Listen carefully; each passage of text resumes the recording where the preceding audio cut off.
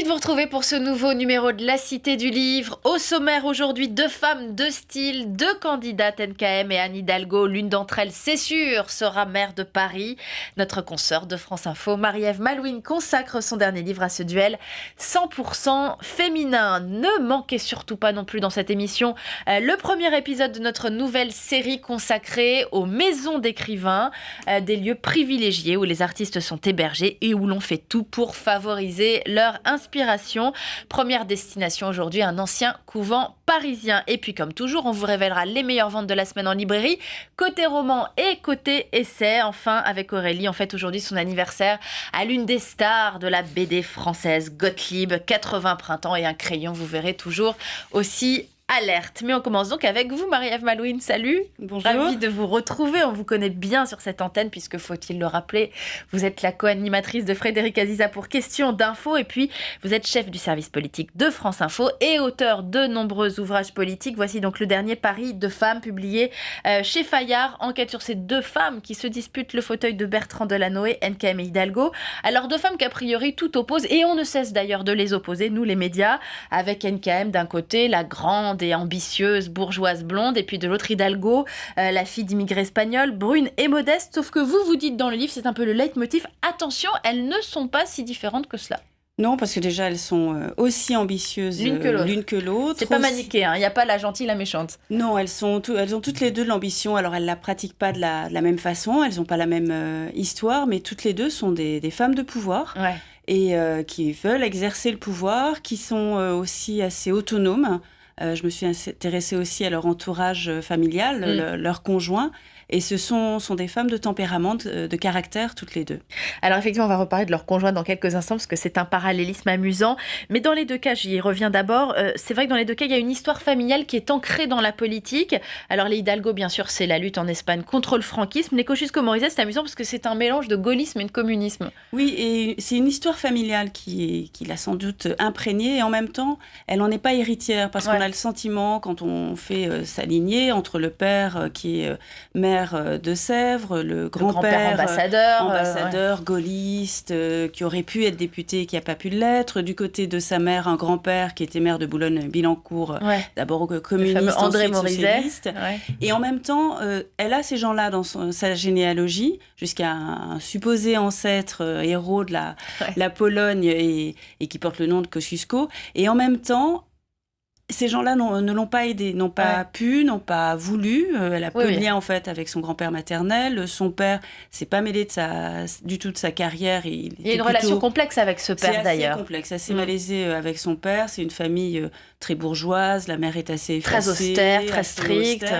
Elle s'ennuie un petit peu. Elle veut bouger. Elle se sent beaucoup mieux chez ses grands-parents qui vivent à Paris. Donc ce grand-père gaulliste qui malheureusement meurt le jour de ses 20 ans. Dans la nuit, il disparaît, c'est un gros choc pour elle.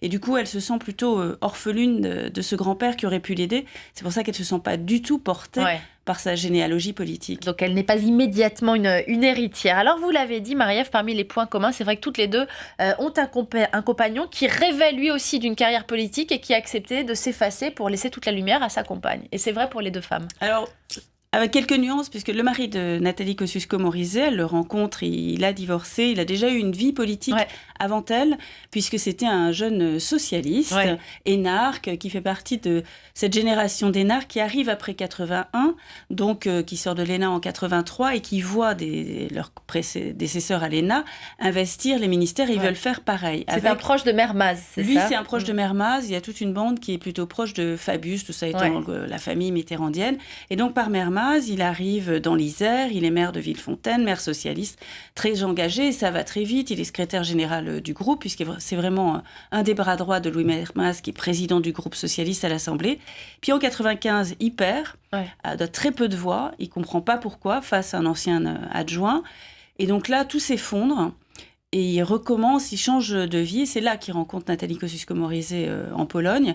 Et il repart, et là, il met son ambition à son service, à elle, et ses connaissances, puisqu'elle est engagée à l'époque au RPR, et lui connaît très bien et dans le cas d'Hidalgo, il y a un conjoint aussi qui va accepter de s'effacer. Oui, alors il y a le premier mari qui est militant socialiste bien avant elle, avec une relation très forte puisqu'ils se sont connus à la fac, ils ont toujours fonctionné en couple, se sont construits et personnellement et politiquement ensemble.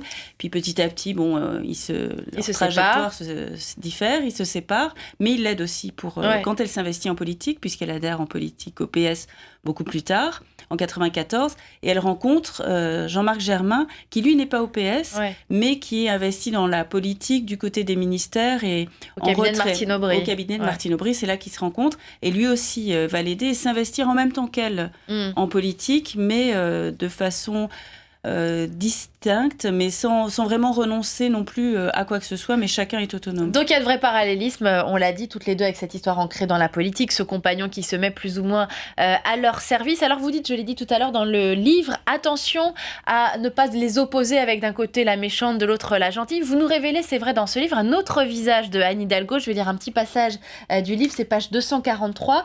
La première adjointe, si effacée en public, attention, peut se transformer en patronne aux directives cinglantes. Elle ne crie pas, ne hausse même pas la voix. Elle ordonne d'une voix claire et ferme. Si elle sent la moindre réticence, le sourire s'efface, son œil noisette devient alors des plus noirs, la voix se durcit, l'ordre tombe avec la netteté d'un coup près. Ceux qui ont assisté à de tels échanges conservent une lueur d'étonnement mêlée de crainte quand ils se remémorent la scène.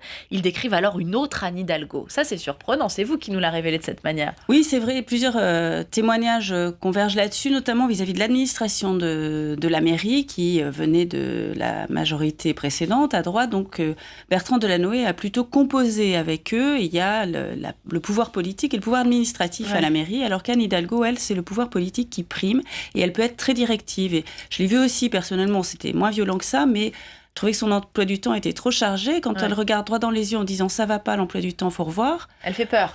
On sent qu'elle ne va pas le dire deux fois, que tout le monde a compris et elle sait être très directive. Et puis il y a eu la fameuse photo de Valérie Pécresse endormie qu'elle a diffusée, ce qui n'était pas tout à fait la preuve d'une parfaite gentillesse. Paris de femme, Marie-Ève Malouine, c'est publié chez Fayard et comme toujours on y retrouve votre patte, c'est-à-dire la capacité à faire de ces personnages politiques des personnages de romans. Bravo et merci. J'en viens maintenant aux meilleures ventes de la semaine en librairie avec le grand classement RTL L'Express. Du côté des romans, à peine sorti directement en tête des ventes Muchachas, le dernier livre de Catherine Pancol, suivi du roman d'Édouard Louis, En finir avec Eddie Bellegueule. Nous rencontrerons d'ailleurs la semaine prochaine ce jeune auteur qui nous parle de l'homophobie ordinaire dans la France profonde. Du côté des essais à présent, Les voyages en absurdie de l'humoriste belge Stéphane de Grotte, toujours en tête, La déclaration à sa mémé du comédien Philippe Torreton et le livre sur le bonheur du philosophe Frédéric Lenoir qui n'en finit plus de cartonné. Et à propos de bonheur, on vous emmène maintenant dans des lieux qui donnent envie d'être heureux, des maisons d'écrivains.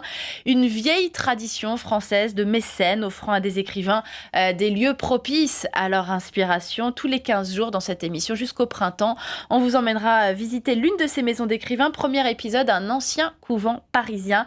Maëlys Destroyat et Jane Bierman s'y sont rendus pour nous. Zoé Schoolding, originaire du Pays de Galles, s'est retirée pour 3 mois dans cet ancien couvent au Récollet, une résidence d'artistes située au cœur de Paris, à côté de la gare de l'Est.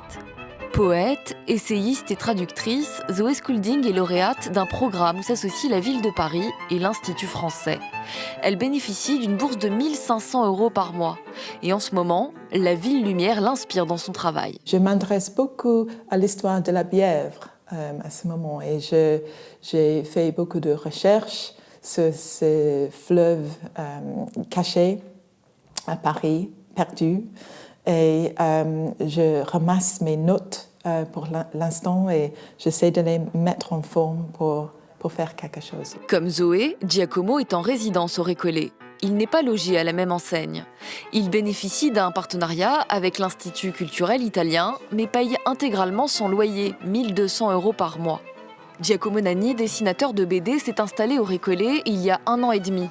Il y a dessiné un album et en ce moment, il planche sur le 2e qui a pour décor la capitale. Le fait d'être à Paris m'inspire beaucoup aussi parce que, par exemple, ma prochaine BD, mon prochain livre est ambienté à Paris et entre les années 60 et les années 80.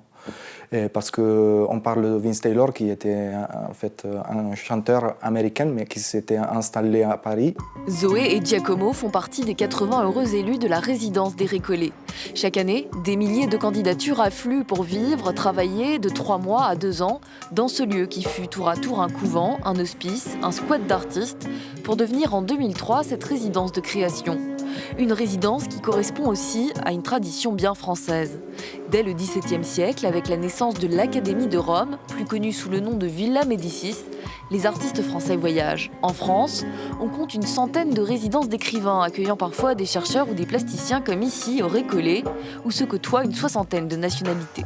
Même si mon travail est essentiellement administratif, je le vis plus comme maîtresse de maison. C'est ce qui me plaît, c'est de recevoir toutes ces personnalités, ces cultures différentes dans un même lieu et les faire cohabiter, ce qui n'est pas forcément évident, puisque qui dit diversité, différence, demande aussi beaucoup de tolérance de la part des uns et des autres. Et j'aime bien arriver à tirer le meilleur de cette résidence pour en faire un lieu agréable et paisible. À chaque résidence, son atmosphère. D'autres auteurs trouvent l'inspiration au calme, à la campagne, dans une ambiance plus monacale, comme à l'Après, dans l'Indre. À voir dans une prochaine édition. Mais absolument, Maëlys Détroyat, prochain épisode de notre série sur les maisons d'écrivains dans 2 semaines précisément. Encore de la BD pour terminer cette émission avec vous, Aurélie Marciro. Et aujourd'hui, on souhaite son bon anniversaire à un très grand monsieur de la BD, Joyeux anniversaire, Marcel. Oui, il faut rendre hommage à ce grand monsieur de la bande dessinée et de l'humour, Gottlieb, qui a donc 80 ans. Et donc la lecture du hors-série que je vais vous présenter, moi, ça m'a ramené à mes très jeunes années. Donc Pilote, l'un des journaux dans lesquels il a commencé, et Fluide Glacial, le journal qu'il a créé en 75, s'associe pour un numéro spécial, un hors-série. Regardez, le voilà. Alors Gottlieb, bien sûr, c'est d'abord un itinéraire. En 62, il fait ses débuts dans la bande dessinée, au journal Vaillant. 3 ans plus tard, il entre à Pilote. Avec son compère René Goscinny, il crée les Dingos Dossiers, puis seul sa rubrique à braque. Et enfin, je vous le disais, il crée Fluide Glacial en 1975. Et puis Gottlieb, c'est un univers particulier de l'humour, de la dérision, de l'autodérision, parfois potache, des planches aux limites de l'absurde, regardez, voire parfois de l'humour noir. Et puis surtout, Gottlieb, il a inventé une galerie de personnages tout à fait impressionnants, des héros récurrents. Ne citons que la coccinelle, ça j'adore, la coccinelle Newton, Super Dupont, hamster jovial, et lui-même caricaturé, on l'a vu dans le dessin précédent, avec ses grosses lunettes. Et puis n'oublions pas les cinémastocs, où il s'est attaqué au patrimoine cinématographique français, un monde qui a fait rire toute une génération, moins les plus jeunes, parce qu'il a cessé de dessiner en 86, Gottlieb. Et puis alors, pour fêter cet anniversaire, une exposition, pour terminer, est organisée du 12 mars au 27 juillet, on a le temps, au musée d'art et d'histoire du judaïsme à Paris. 150 planches qui n'ont jamais été montrées au public seront révélées, donc c'est à voir. Je dis 12 mars, 27 juillet, vous avez le temps d'y aller. Eh ben, bon anniversaire, Gottlieb. Ouais. Merci beaucoup, Aurélie. Merci à vous, Marie-Ève Malouine. On retrouve bien sûr les références de votre livre sur notre site internet lcpn.fr. Merci à Vassila qui a préparé avec moi cette émission. Et je vous donne rendez-vous évidemment la semaine prochaine, même endroit, même heure. D'ici là, lisez bien. Ciao.